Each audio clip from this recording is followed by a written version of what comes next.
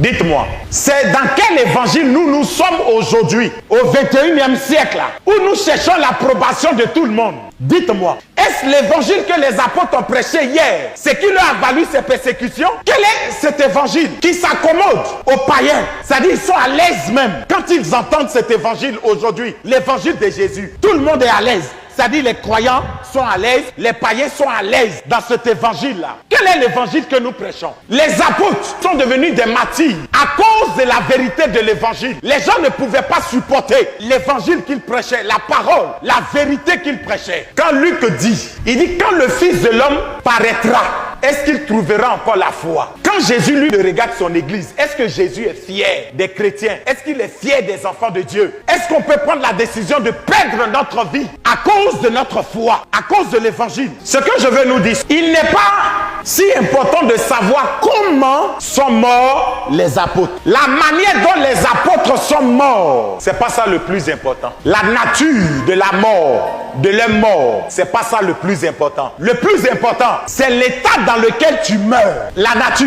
de la mort. On peut mourir de toutes les manières. Tu peux sortir de chez toi et puis voiture te cogne, tu meurs. Même si tu es bishop, on peut mourir de maladie. 2 Rois 13, le verset 14. Élisée était atteint de la maladie dont il mourut. Donc Élisée est mort de quoi? De maladie. Donc la nature de la mort importe peu. La mort ne prévient pas. C'est pourquoi pendant que tu es vivant, tu dois te préparer à la rencontre de Dieu. Et comme nul ne connaît le moment, nul ne connaît l'heure, nous devrons être prêts à tout moment. Écoutez, quand nous venons à l'église, nous ne venons pas pour posséder la terre. Nous ne venons pas pour posséder le monde. Mais nous venons nous préparer à aller rencontrer le Seigneur. Si le Seigneur veut, il te donne le mariage. S'il veut, il ne te donne pas. Excusez-moi de vous décevoir ce matin. Il y en a qui vont prier jusqu'à... Elles ne seront jamais mariées avant de mourir. C'est pourquoi faites attention à l'évangile que vous entendez aujourd'hui. Ta manière de mourir ne t'arrêtera pas si tu dois aller au ciel. Dans quel état tu meurs? Préparons-nous à ça. Et même je peux dire à quelqu'un, il n'y a pas de temps de récréation. Il n'y a pas de temps de repos pour nous, enfants de Dieu. Nul ne connaît le moment. Nul ne connaît l'heure. Nul ne connaît l'avènement de Christ. Nous devons être toujours prêts. Quand je me lève le matin pour aller au travail, je suis prêt. Si en cours de route, la mort se présente à moi, gloire à Dieu. Nous devons comprendre ça, bien-aimés, pour sortir de nos amusements. Mais aujourd'hui, on veut qu'on nous dise ce qui est bon. Oui, on te dira ce qui est bon, ce que tu veux entendre, mais ça t'aidera en quoi?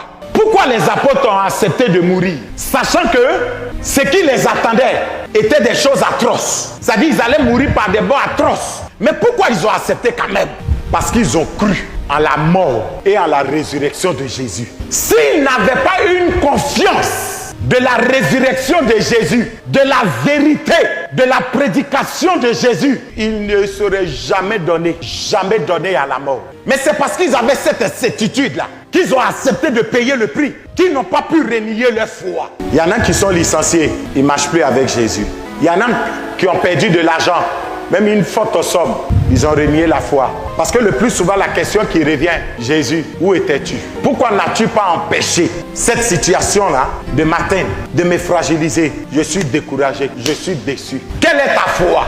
On dit eux, ils sont morts pour leur foi. Ils sont devenus des martyrs. Il y en a, on a coupé les têtes. Comment ils sont morts, ces apôtres? En défendant leur foi, en défendant Christ en eux. Souvent, on renie la foi sans le savoir. Jusqu'à où peux-tu aller pour défendre ta foi? Qui a dit que quand on marche avec Jésus, on aura tout ce qu'on veut? Quand nous venons dans la maison de Dieu, c'est pour nous préparer à aller à la rencontre du Seigneur. Si l'Éternel veut, il fait de toi l'homme le plus puissant, la femme la plus puissante au monde.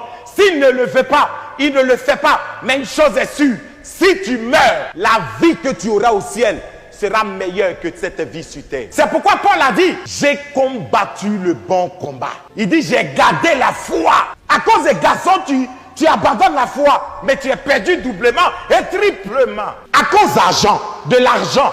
Il y en a aujourd'hui qui vendent les âmes au diable pour avoir de l'argent. Est-ce qu'on peut garder notre foi? Même si tu n'as pas à manger, gardez ta foi. Même si on dit, on va couper ta tête. Ils ont déjà coupé la tête de certains. Tu n'es pas le premier qu'on coupe ta tête. On dit, on te prend tous tes biens. Pour le chrétien, la mort n'est pas la fin de toute vie, mais c'est un passage vers une autre vie. Il dit, ne vous en faites pas. Où je m'en vais là? je vais pas vous préparer une place. Quel que soit ce qu'on vous fera, même si tu n'as pas terminé tes études, tu n'as pas eu des grands diplômes, il dit le meilleur diplôme, c'est ton salut. Même si tu n'as pas eu l'homme le plus bien, mais tu as eu le mari le meilleur, qui est Christ. Même si tes parents t'ont abandonné, personne ne veut t'aider. Ne deviens pas amer dans la vie. Jésus est là, il dit, il est le père des orphelins. Tu as un père. Est-ce qu'on peut persévérer jusqu'au bout? Sortons de cette religion qui ne prône que le bien-être.